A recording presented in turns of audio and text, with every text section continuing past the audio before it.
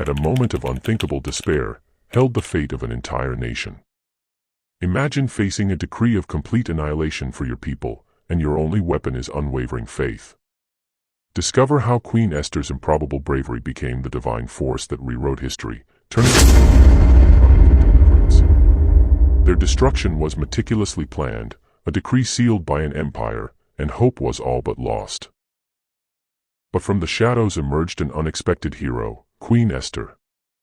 This isn't just a story of courage, it's a profound narrative of spiritual warfare and a God-ordained timeline that orchestrated one woman's actions to save a nation from the brink of extinction. Feel like you're up against impossible odds.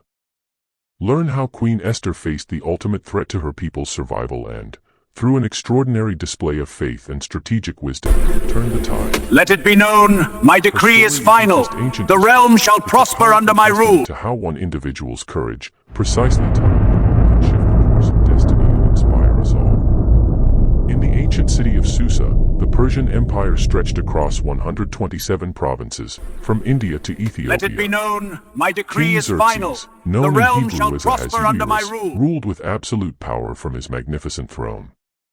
His word was law, irrevocable and final. This wasn't just any kingdom. This was the superpower of the ancient world, and within its borders lived thousands of Jewish exiles, descendants of those carried away from Jerusalem generations before. The Jews had been scattered, living as minorities in a foreign land, clinging to their faith and traditions while navigating the complexities of life under foreign rule. They were vulnerable, without a homeland, without an army, without political power. They had only their God and each other.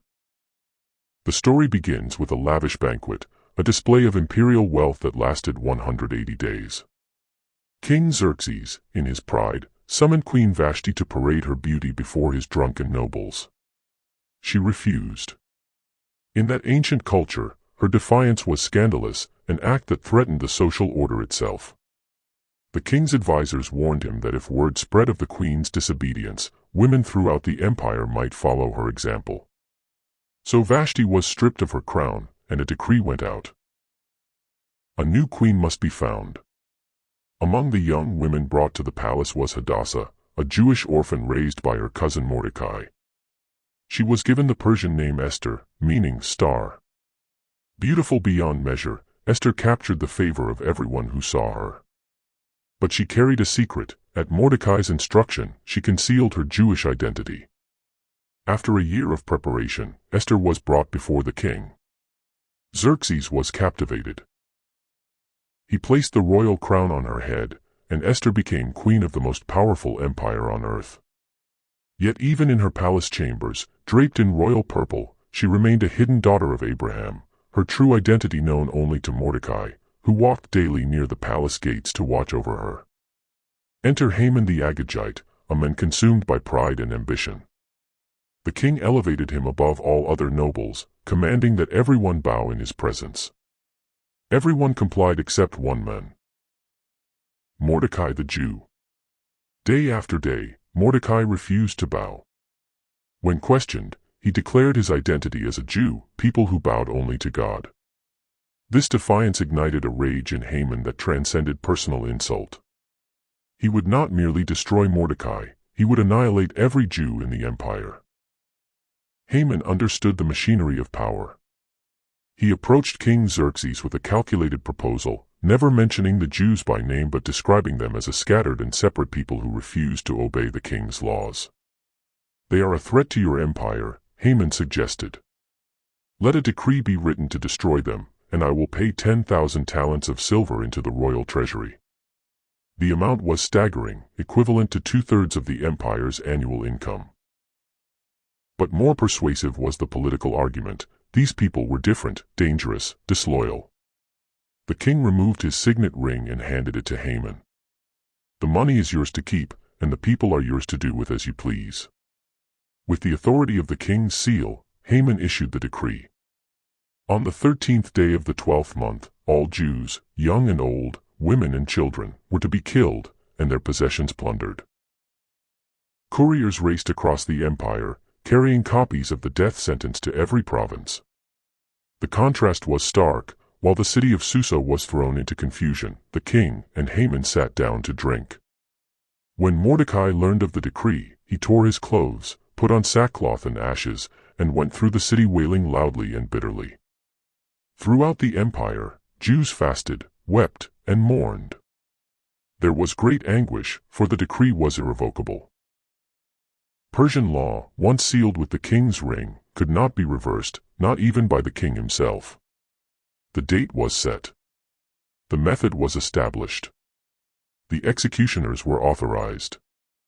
All that remained was the passing of months until the appointed day of slaughter. When Esther's servants told her of Mordecai's mourning, she sent clothes to him, but he refused them. Instead, he sent her a copy of the decree and a desperate message: "Go to the king and plead for our people." Esther's response revealed the impossible position she faced.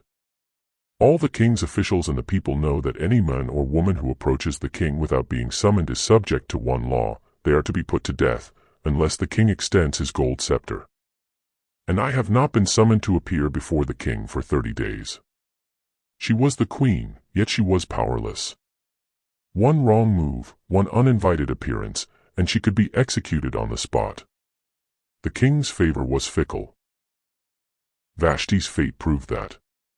Mordecai's reply cut through her hesitation with prophetic clarity: "Do not think that because you are in the king's house you alone of all the Jews will escape. For if you remain silent at this time, relief and deliverance for the Jews will arise from another place, but you and your father's family will perish. And who knows but that you have come to your royal position for such a time as this?" These words echo through history: for such a time as this. Esther's entire life, her beauty, her selection as queen, her concealed identity, all of it had been orchestrated for this moment. She was positioned precisely where God needed her, at exactly the right time.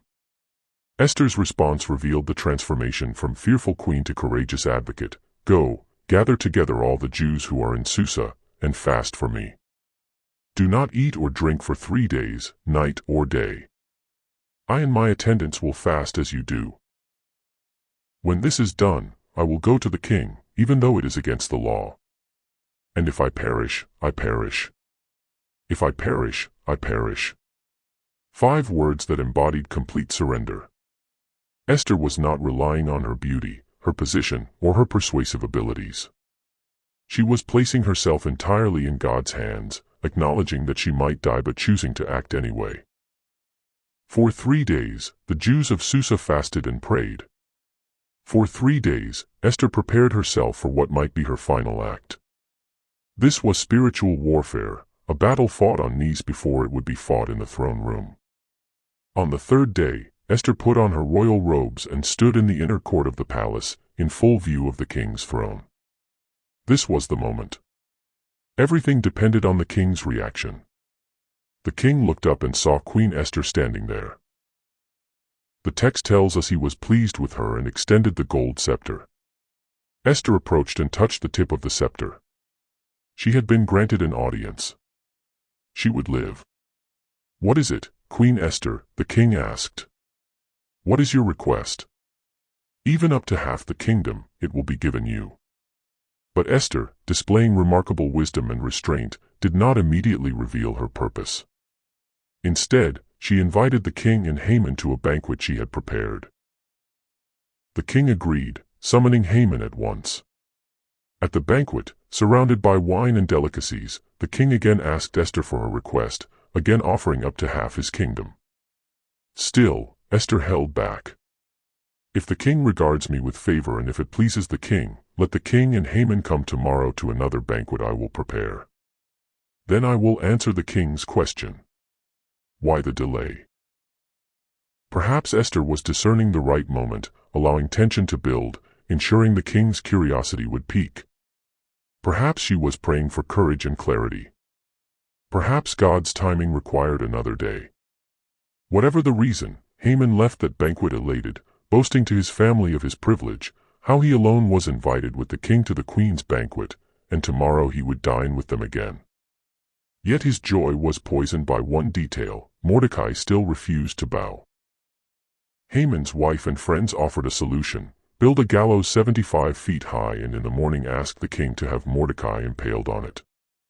Then go to the banquet and enjoy yourself." Haman was delighted with the suggestion and had the gallows constructed. That night, the king could not sleep. In what appeared to be insomnia but was actually divine intervention, he ordered the Book of Chronicles, the record of his reign, to be read to him.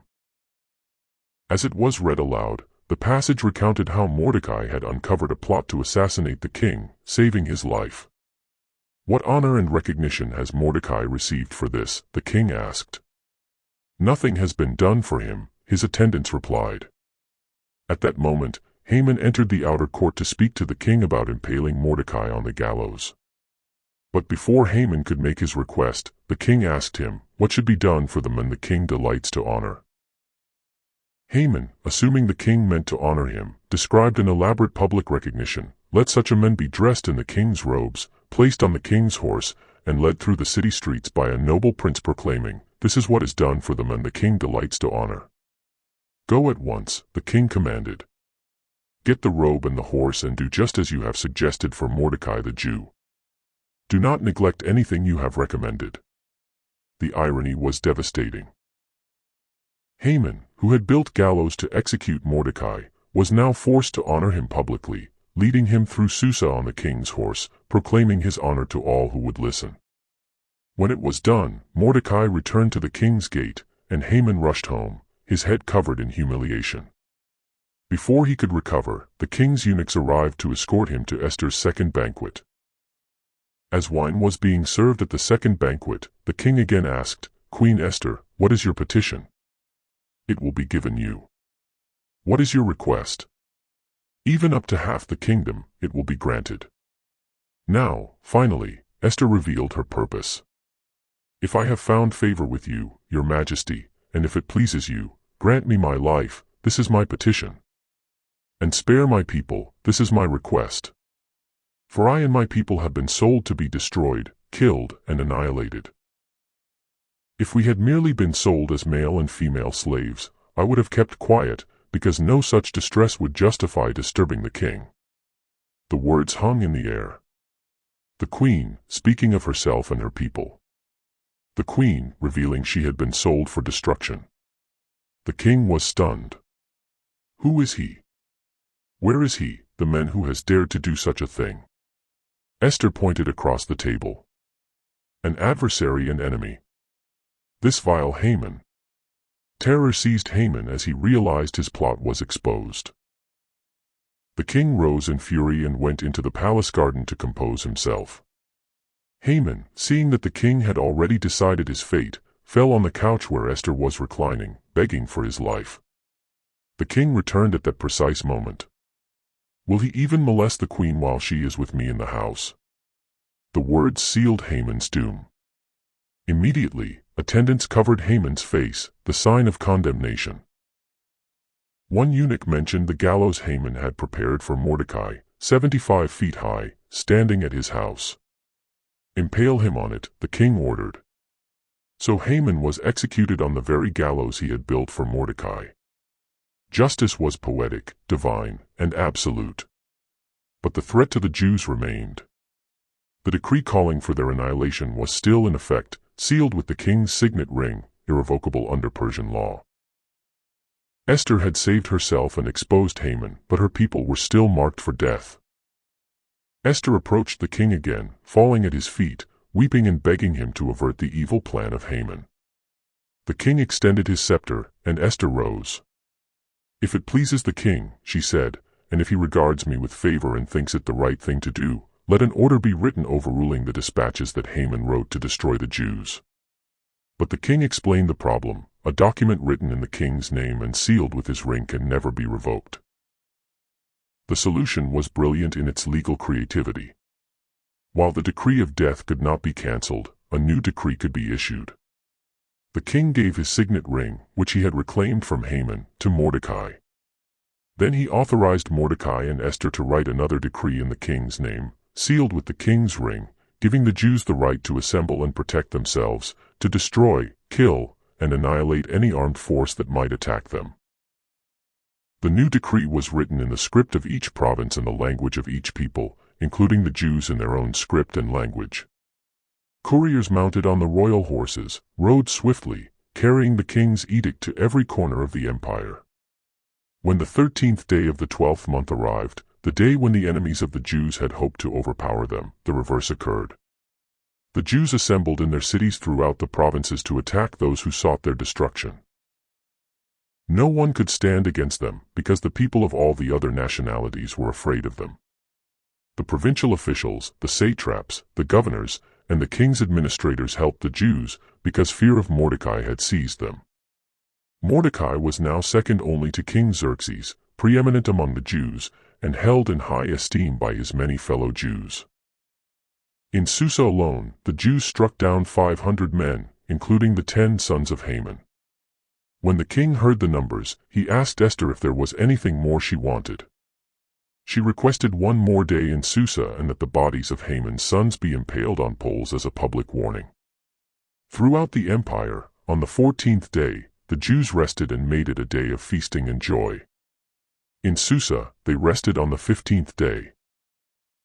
To commemorate their deliverance, Mordecai recorded these events and established the festival of Purim, to be celebrated annually on the 14th and 15th days of Adar, as a time for feasting, celebrating, giving gifts, and caring for the poor.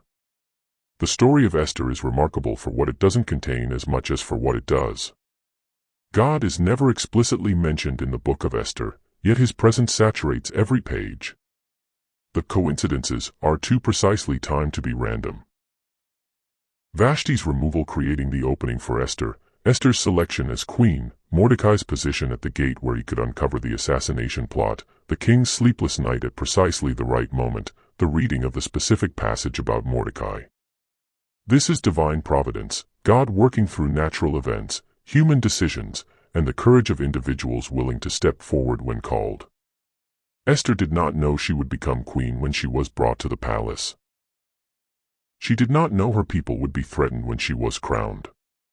But when the moment came, when everything hung in the balance, she was positioned exactly where she needed to be. For such a time as this. These words remind us that our lives are not random, our positions are not accidental, our opportunities are not coincidental. Like Esther, we may find ourselves in circumstances that seem inexplicable until the moment when everything makes sense, when we realize we have been prepared and positioned for a purpose we could not have previously imagined. Esther's courage came at tremendous personal risk. She could have remained silent, hidden behind her royal privilege, hoping the decree would somehow not apply to her. She could have rationalized that one person could not change an empire's law. She could have been paralyzed by fear of the king's unpredictable favor. Instead, she chose action over safety, faith over fear, sacrifice over self-preservation. "If I perish, I perish," became her declaration of surrender, not to fate but to divine purpose. She fasted, she prayed, she prepared spiritually before she moved politically. And when she acted, she did so with wisdom, patience, and strategic timing. Her example challenges us. What are we called to stand for? What injustices require our voice, even when speaking carries risk? Where have we been positioned to make a difference, and are we willing to step forward when the moment demands courage? The reversal in the story is total. Haman, the powerful persecutor, was executed on his own gallows. Mordecai, marked for death, became second in command of the empire. The Jews, facing annihilation, were granted the right to defend themselves and emerged victorious. The day intended for their destruction became a day of triumph. This reversal illustrates a principle woven throughout Scripture: God exalts the humble and brings down the proud. Those who plot evil fall into their own traps. The last become first, and the first become last. Apparent defeat transforms into victory, mourning into dancing, death into life. But the victory required action. Esther had to approach the king. The Jews had to defend themselves. Deliverance was divine, but it came through human courage and effort. The institution of Purim as an annual celebration ensured that future generations would remember the deliverance. Every year, Jews would gather to hear the reading of the book of Esther, to feast and celebrate, to give gifts and care for the poor. The story would be retold, the danger remembered, the deliverance celebrated. This act of remembrance serves multiple purposes. It acknowledges that deliverance is not earned but received as a gift. It builds communal identity around shared history. It provides hope in subsequent trials, reminding people that what seems impossible is possible with God. It passes faith from one generation to the next through story. We, too, need to remember and celebrate the moments when courage made a difference, when faith overcame fear, when deliverance came in unexpected ways. These stories shape us, inspire us, and remind us of who we are and whose we are. Queen Esther's story teaches us the Esther principle. You may have been positioned precisely where you are for such a time as this. Your circumstances, your relationships, your opportunities, your challenges, all of it may be preparing you for a moment of significant impact.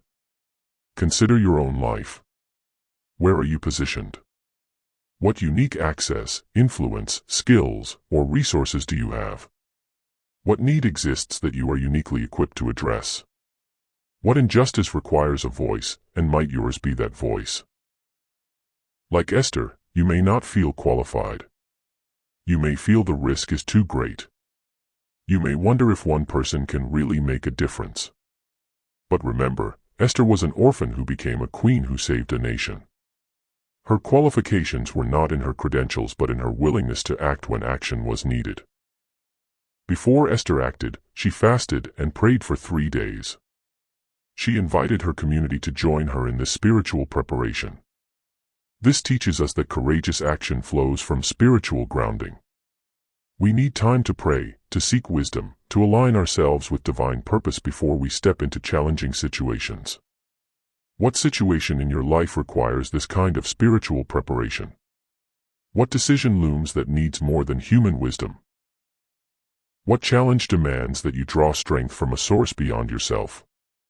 Follow Esther's example, fast, pray, seek community support, and then act. The most challenging aspect of Esther's story is her willingness to accept the worst possible outcome. She did not act with a guarantee of success. She acted despite the real possibility of death. This is faith at its most raw and authentic, surrendering the outcome while still choosing to act rightly. Most of us will not face literal death for our convictions, but we may face other losses, reputation, relationships, opportunities, comfort, security. The question Esther forces us to confront is this: what are you willing to risk for what is right? What will you sacrifice to stand for justice, to protect the vulnerable, to speak truth, to live with integrity? If I perish, I perish. It is a declaration of freedom from fear, a recognition that some things matter more than self-preservation, an acknowledgement that our lives are not ultimately our own but are to be invested in purposes larger than ourselves. Finally, Esther's story invites us to see our lives through the lens of divine providence. What seems random may be purposeful. What appears to be a detour may be preparation. Where you are right now, even if it feels ordinary or difficult, may be exactly where you need to be for what's coming. This perspective doesn't guarantee ease or eliminate struggle, but it does provide meaning. You are not adrift. Your life has purpose. And when the moment comes, when courage is required, when you must choose between safety and significance, you will find that you have been prepared for such a time as this. Queen Esther's courage saved a nation from annihilation, but her story does more than recount ancient history. It speaks to every person who has ever felt inadequate, afraid, or uncertain whether they could make a difference. It declares that ordinary people, positioned by providence and empowered by faith, can accomplish extraordinary things.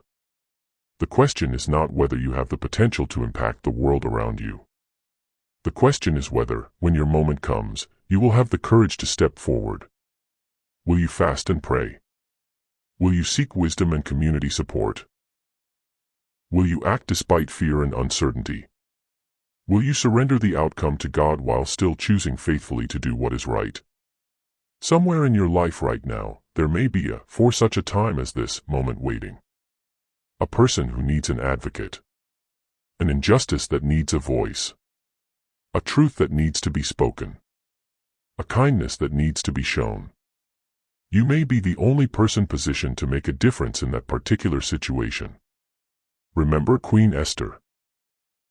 Remember her courage, her faith, her strategic wisdom, her willingness to risk everything for her people. And remember that her story is not just about her. It is about what becomes possible when people choose courage over comfort, faith over fear, and purpose over self-preservation. You have been positioned where you are, with the people around you, with the opportunities before you, with the challenges you face, for such a time as this. The question is, what will you do about it? If I perish, I perish. May we all find that kind of courage when our moments come.